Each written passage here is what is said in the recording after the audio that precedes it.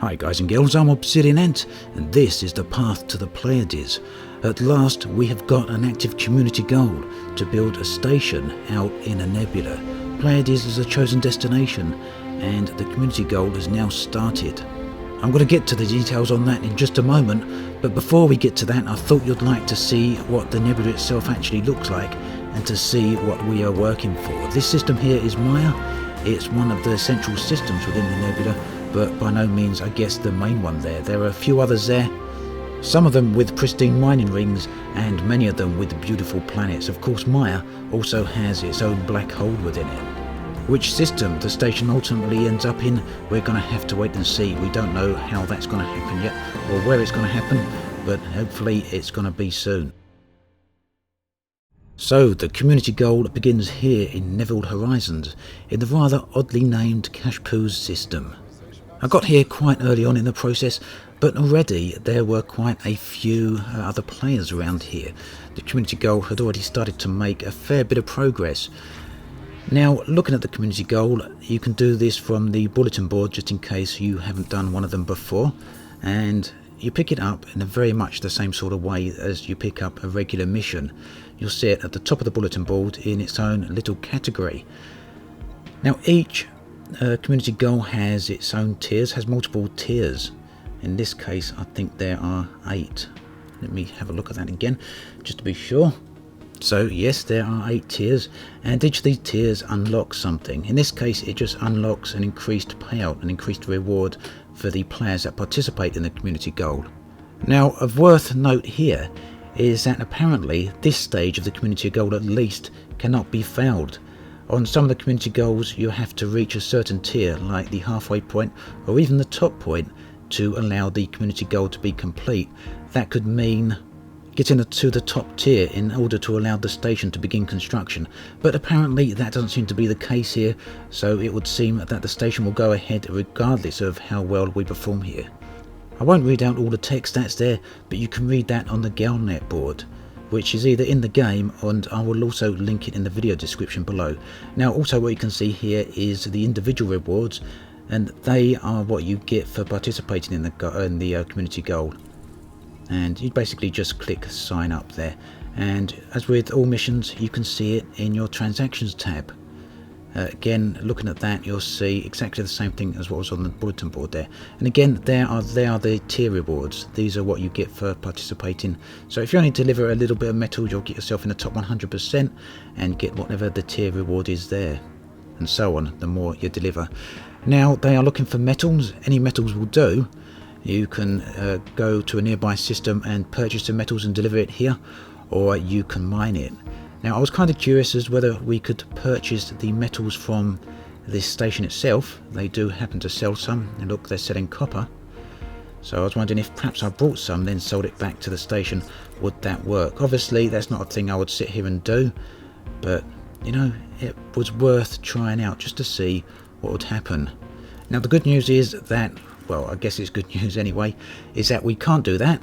We can't trick the system into thinking we've already delivered some goods. So once you've sold stuff back to the commodities market, you can look again at the community goal on your transactions tab, and you can see there that I haven't got a reward at all because I haven't delivered anything. So obviously that doesn't work. So what we've got to do is look for a system around here that is selling metals, either that or do some mining yourself. Now I've not got an outfit for mining and I don't really fancy doing any mining at the moment.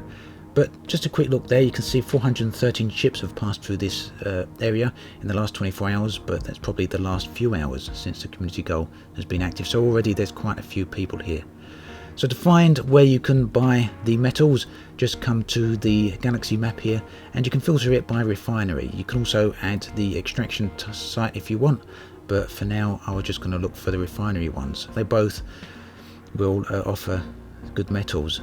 Now preferably you want a system that's got a high population because they will probably sell the metals to you a little bit cheaper.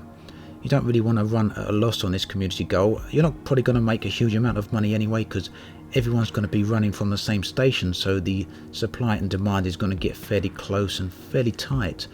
But even if you can make a few hundred credits profit, that is not bad. And of course you're going to get the community goal reward at the end at any rate. Now keep in mind, if you do come in a larger ship, if you're in a Clipper or a Type 7 or Type 9 or even an Anaconda, then you're not going to be allowed to land on the outposts here. So I'm sticking in an Asp. I didn't bring my Clipper out here.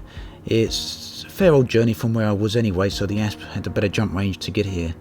And it's got a reasonable cargo space on it, so I'm going to go look at some of these outposts here and see what they are selling and see if there's any possibility of making even a small amount of profit.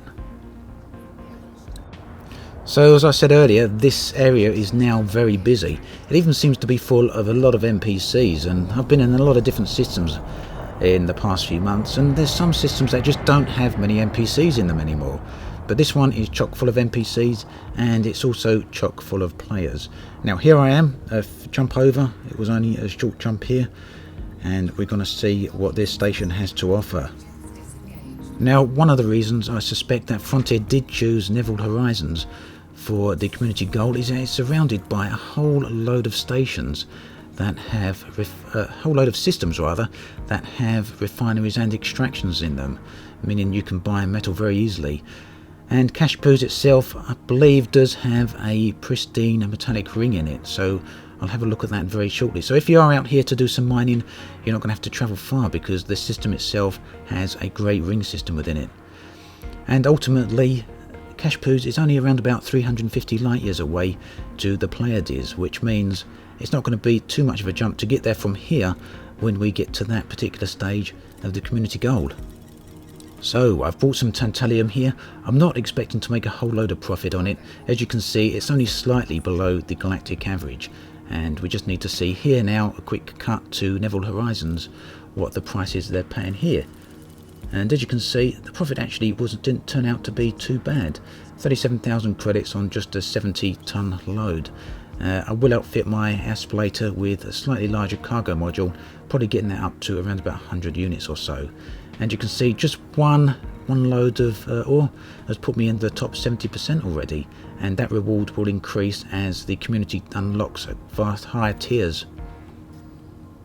So unfortunately I wasn't able to spend too long out here last night, but I did do a few hours, and I tried my luck out at the various systems looking for which one was going to be the best supply of metals. But already with the number of commanders out here, the supply at most of the stations was really starting to dry up.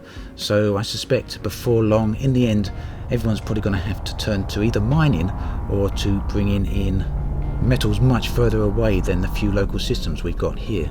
And interestingly enough, it turned out that most of these systems are absolutely gorgeous. Let's have a quick look at those, and I'll be back with you in a moment.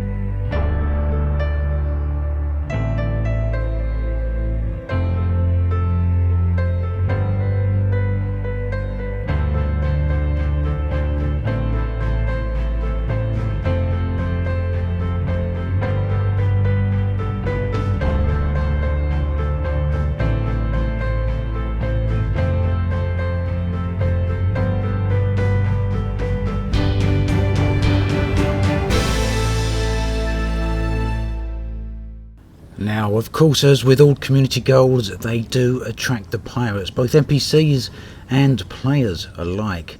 And this was my first player interdiction for this community goal.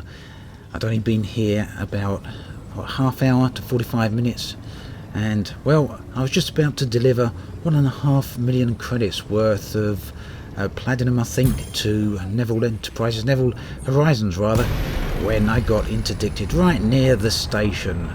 And this was a player in a Clipper.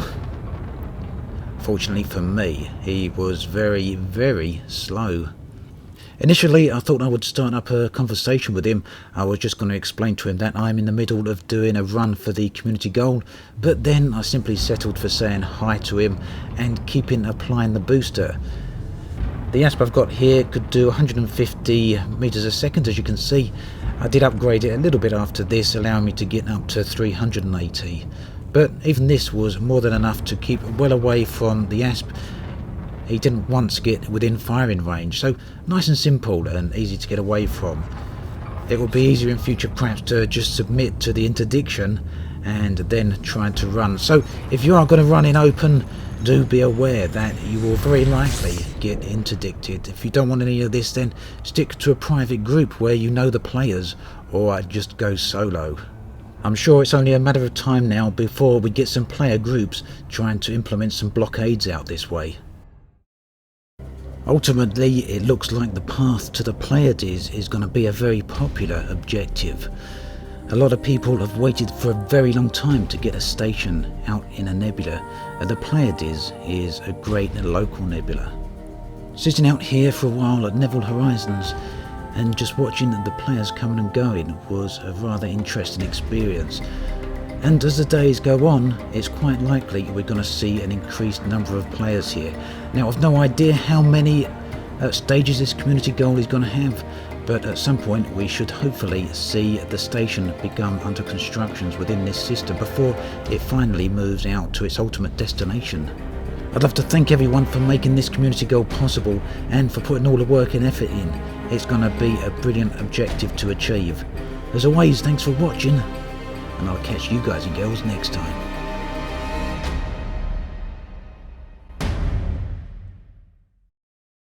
This is the Neville Nebula, one of the most beautiful nebulas in the game, and a nebula that is very, very close to home space. At just over 1,000 light years from the edges of inhabited space, you can make it here in around 1 hour with a well-equipped exploration vessel. The colours in this nebula are truly unique within the elite dangerous galaxy, and anyone that's visited this nebula for even a brief moment will instantly recognise footage from anywhere within it.